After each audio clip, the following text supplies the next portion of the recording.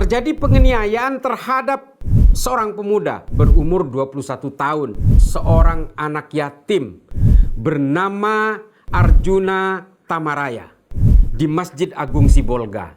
Justru seorang muslim teraniaya hingga meninggal, hingga tewas di dalam rumah ibadah yang konon rumah Allah, rumah Tuhan.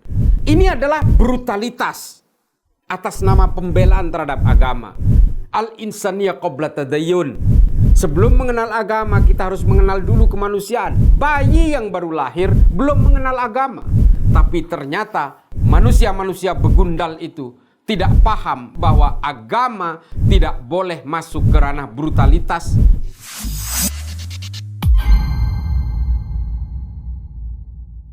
Assalamualaikum warahmatullahi wabarakatuh. Selamat berjumpa kembali dengan saya Islah Bahrawi dalam acara Berani di Terus Terang Media.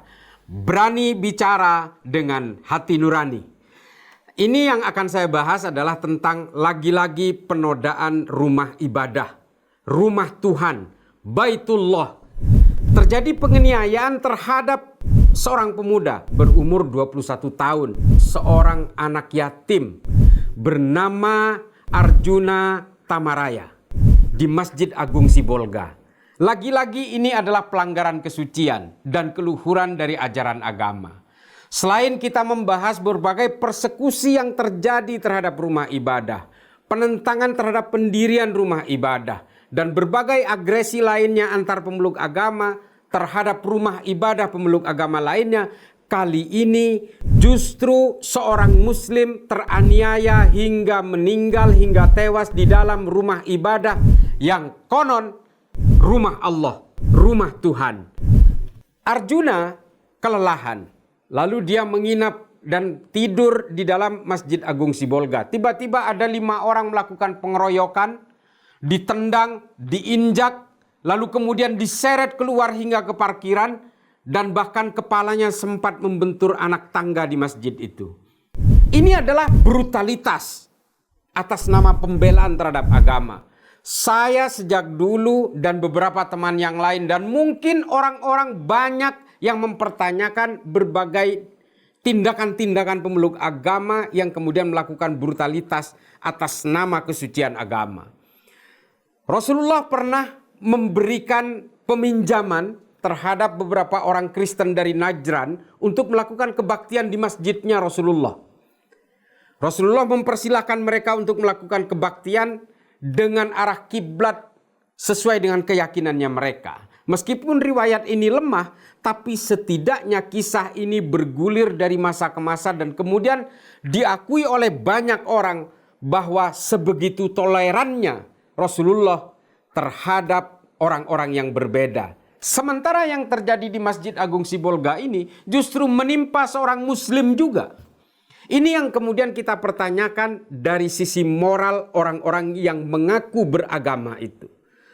Sahabat-sahabatku semua, para pemirsa Berani dimanapun berada. Moral memang tidak ditentukan oleh agama. Moral tidak ditentukan oleh pelukan agama apapun. Moral itu adalah bawaan lahir dan hati nurani sekali lagi. Orang bisa beragama, orang bisa kuat beribadahnya, orang bisa melakukan apa saja, bisa hafal Al-Quran, bisa melakukan sholat sunat, dia bisa melakukan ritual-ritual apapun dalam suatu agama, tapi ketika moral sudah keluar dari hati nuraninya, dia bisa membunuh siapa saja. Ini yang kemudian kita pertanyakan dari aksi para pengeroyok itu yang terjadi di Masjid Agung Sibolga ini. Beragama itu adalah soal kemanusiaan, bukan hanya soal ketuhanan. Kalau kita mencintai Tuhan, berarti kita harus menyayangi sesama umat manusia. Ini jelas ajaran dari semua agama, terutama dalam ajaran Islam, bahwa kemanusiaan itu jauh lebih penting sebelum kita mengenal agama. Al-insaniyah qabla tadayun. Sebelum mengenal agama, kita harus mengenal dulu kemanusiaan. Bayi yang baru lahir belum mengenal agama. Dia menjadi manusia lebih dulu. Dan bahkan agama itu kemudian ditentukan dari di mana kita dilahirkan. Dari agama apa orang tua kita kemudian melahirkan anak-anaknya. Kalau kemudian seorang anak lahir dari orang tua beragama Islam, maka dia akan beragama Islam. Kalau dia lahir dari orang tua beragama Kristen, maka dia akan beragama Kristen. Terlepas dari kemudian dia setelah dewasa ada kesadaran kognitif yang menuntun dia untuk berpindah agama, ini lain cerita. Tapi kita berbicara tentang takdir kelahiran manusia, di mana takdir-takdir kelahiran itu hanya Tuhan yang berkehendak. Hanya Allah yang menentukan, lalu kemudian lahirlah agama-agama yang kita peluk hari ini. Oleh karena itu, kejadian di Masjid Agung Sibolga ini harus menjadi pelajaran bagi kita semua bahwa rumah ibadah itu harus inklusif. Kalau kemudian ada kecurigaan-kecurigaan, semua orang bisa diajak bicara. Kalau kemudian karena dia mencurigai akan mencuri kotak amal dan seterusnya, marilah kita ajak bicara. Bahwa orang-orang yang menganiaya Arjuna Tamaraya ini belum tentu juga akhlaknya sebaik Arjuna. Arjuna justru mencari tempat yang menurut dia paling aman untuk melepaskan penatnya. Arjuna justru datang ke tempat yang konon sangat suci dan dilindungi oleh Tuhan. Tapi ternyata manusia-manusia begundal itu tidak paham bahwa agama tidak boleh masuk ke ranah brutalitas, ditambah dengan kecurigaan dan kebencian kepada siapapun. Masjid di sini adalah masjid yang sangat terbuka. Kalau kita yang pernah ke Arab dan negara-negara lain, di luar waktu sholat, masjid itu dikunci memang. Tapi bukan berarti itu mengurangi nilai inklusivitasnya. Orang bisa mengenal Islam dari masjidnya. Orang mengenal Kristen bisa dari gerejanya. Orang bisa mengenal agama lain dari tempat ibadahnya. Oleh karena itu, tempat ibadah bagi suatu agama adalah wajah yang harus ditampilkan sebaik mungkin, searif mungkin, seterbuka mungkin. Sehingga apa? Pemeluk agama dan ajaran agama itu tercermin dari rumah ibadahnya.